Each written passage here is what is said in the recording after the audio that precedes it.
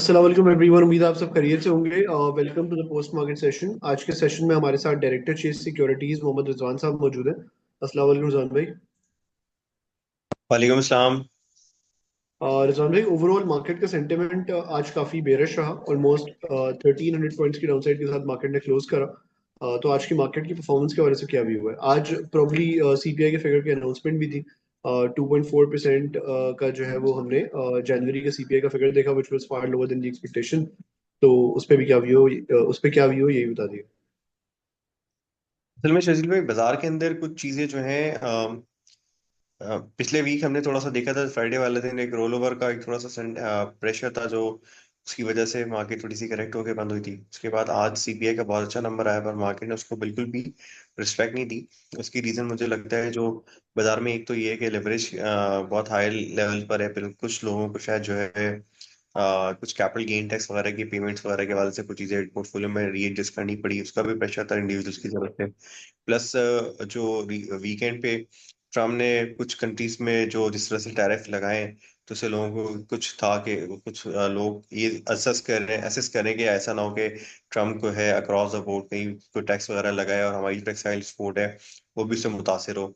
या इसके अलावा अगर कोई ऐसी स्टेटमेंट आ जाए जो इस वक्त जो है गवर्नमेंट को डिस्टेबलाइज करने में कोई इसका रोल हो, या कोई in favour of Imran Khan की तरफ कोई ऐसी स्टेटमेंट आ जाए। क्योंकि अभी रिसेंटली जिस तरह से लोग एक्सपेक्ट कर रहे थे कि ट्रम्प आने के बाद थोड़ा सा जो पॉलिटिकल स्टेटमेंट है उसकी बजाय रैशनली जो है ना बिहेव करेगा, बट उसने जिस तरह से अपनी इस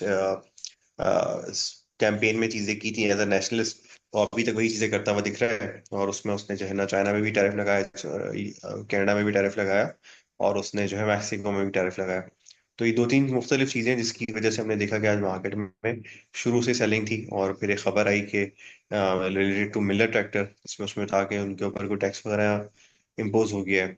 तो उसमें ऐसे भी फर्दर प्रेशर बाजार के अंदर रहा, और फिर अक्रॉस द बोर्ड ही हमने देखा कि सेलिंग आती चली गई। बिल्कुल।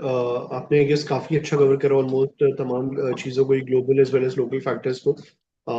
मेरा प्रोबेबली अगर हम थोड़ा ब्रेक डाउन करें आज की मार्केट की परफॉर्मेंस को, तो आज जो मार्केट में हमने डाउनसाइड देखी, उसमें सबसे ज्यादा पॉइंट्स इनिशियली तो खैर बैंक्स ने कंट्रीब्यूट करे।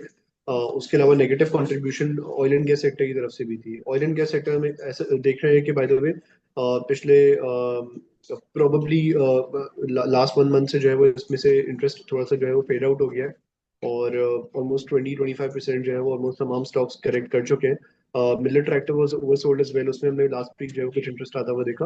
हाउएवर जो दूसरे स्टॉक्स हैं उनमें हम उनको जो है वो हम स्टिल स्ट्रगल करता हुआ देख रहे हैं। तो overall oil and gas sector के बारे से क्या व्यू है आपका?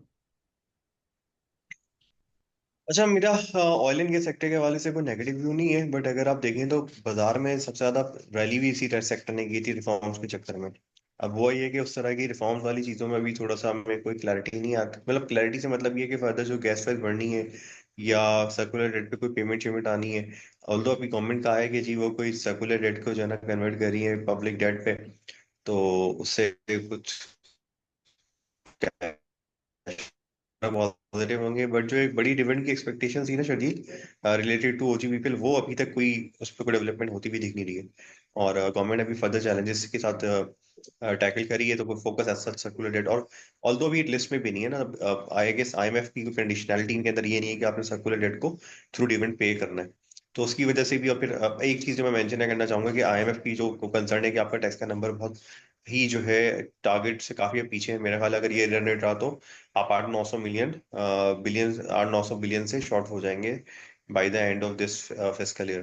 तो उसके लिए क्या मेजर्स लेने हैं और वो कितना इन्फ्लेशनरी होगा, ये सारी चीजें देखनी होंगी। ऑल्दो अभी तो आज एक और चीज जो हम मिस कर गए वो ये था कि आज कंस्ट्रक्शन सेक्टर से रिलेटेड जो है अच्छी खबरें थी। इसमें गवर्नमेंट कंसिडर कर रही है कि इसको किस तरह से पुश करना है, और लोग वो कॉस्ट हाउसिंग की तरफ जो है कोई पैकेज वगैरह निकालने के ऊपर फोकस करिए गवर्नमेंट। अगर ऐसा कोई पैकेज आता है या कोई चीज होती है या कोई प्रॉपर्टी पे टैक्सेशन वगैरह काम होते हैं, तो उससे हो सकता है कि थोड़ा सीमेंट और स्टील और बाकी चीजों में थोड़ी डिमांड आए। बिल्कुल। काफी डिटेल में कवर करा आपने रमन भाई।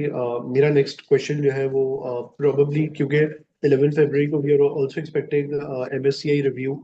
तो उसके हवाले से क्या व्यू है? We expecting increase in our weightage. तो क्या क्या इम्पैक्ट रह सकता है इसका मार्केट के ऊपर? आई गेस शर्जील, ये वेटेज इंप्रूव होने से मुझे लगता है जो आई गेस एंग्रो होल्डिंग का हमारे पास मर्जर के बाद वेट बढ़ गया मार्केट मार्केट में, और एफएससी का और आई गेस मारी का, तो ऑब्वियसली जब इंडेक्स कंपोजिशन में हमारे मार्केट का ओवरऑल वेट बढ़ेगा, उसमें इन स्टॉक्स के वेट बढ़ेंगे तो इनमें इन्फ्लोज आ सकते हैं। अभी देखना होगा कि कितने ज्यादा दुनिया में ना सर में देखें, दो चीजें हो रही हैं अब इसकी वजह से। अगर दुनिया भर की मार्केट आज माइनस है और मार्केट में जो है कहीं प्रेशर रहता है, तो उसका जो इन्फ्लोस के नंबर्स है वो बहुत सिग्निफिकेंट ना है, क्योंकि अगर उनके मेन इंडेक्स में पैसे नहीं बन रहे होंगे, वहां टूट रहे होंगे, तो वहां रिडेम्पशन होगी, तो पैसे फिर यहाँ नहीं आएंगे। और ऑब्वियसली वेट बढ़ने का कोई ना कोई पॉजिटिव इम्पैक्ट तो डेफिनेटली हमारी मार्केट्स पे आएगा। और हमारे पास मेरे ख्याल से ऑलरेडी काफी बेच चुके हैं, तो अगर ग्लोबली कोई इस तरह का मेल्टडाउन आता है बिकॉज ऑफ टैरिफ रिस्ट्रिक्शन, तो शायद हमारे ऊपर उसका बहुत ज्यादा डायरेक्टली इम्पैक्ट ना हो, बल्कि फायदा हो सकता है, क्योंकि ऑयल वगैरह और बाकी चीजें अगर मेल्ट होती हैं तो हमारे इम्पोर्ट बिल वगैरह में थोड़ी सी बेहतरी आ सकती बिल्कुल। Rizwani, last question then we are gonna wrap up the session. Overall आने वाले दिनों में आपको मार्केट कैसी लग रही है? How how are you expecting कि मार्केट फरवरी के मंथ में कैसे बिहेव करेगी? इसमें एमएससीआई का रिव्यू भी है, जैसे कि हमने जिक्र करा, भी डिस्कस करा। इसके अलावा आईएमएफ का review is ahead of us as well. तो ओवरऑल क्या व्यू बन रहा है? है। देखिए, आईएमएफ प्रोग्राम में मेरे ख्याल से वो सिर्फ आपके टैक्स वाले नंबर है जो कि शॉर्टफॉल है, अगर आप उस पर कोई नई टैक्सेशन की कमिटमेंट कर देते हैं तो वो मेरे ख्याल से हो जाएगी फुलफिल। रह गई बात आने वाले दिनों में इन्फ्लेशन का सबसे लोअर साइड पे नंबर आया है, तो आगे रूम बहुत है फर्दर रेट कट होने का, और करेंसी स्टेबलाइज है और कोई एक्सटर्नल थ्रेट भी नहीं लग रहा, तो मुझे लगता है बाजार को कहीं संभलना चाहिए यहाँ पर। और सेक्टर स्विचिंग होके मतलब ऑयल एंड गैस से निकल के लोग शायद सीमेंट की तरफ चले जाएं, या सेक्शन रिलेटेड एक्टिविटीज में थोड़ा सा वाले स्टॉक्स में थोड़ी सी पार्टिसिपेशन बढ़ जाए। तो इस तरह की चीजें हम आने वाले दिनों में ऑब्जर्व कर सकते हैं। मुझे यहाँ से कोई भी बहुत ज्यादा बगैर किसी खबर के वो बहुत ज्यादा फर्दर करेक्शन नहीं लगती। लगता है मार्केट थोड़ी स्ट्रगल करेगी, बट यहाँ कंसोलिडेट कर मतलब यहाँ पर एक लेवल पर आगे रुक सकती है, कंसोलिडेट कर सकती है, और वहां से फिर अच्छी खबरों और अच्छे रिजल्ट के साथ बाउंस कर देगी। बिल्कुल। थैंक यू सो मच इजवाल भाई for participating in today's session. अल्लाह हाफिज। अल्लाह हाफिज़।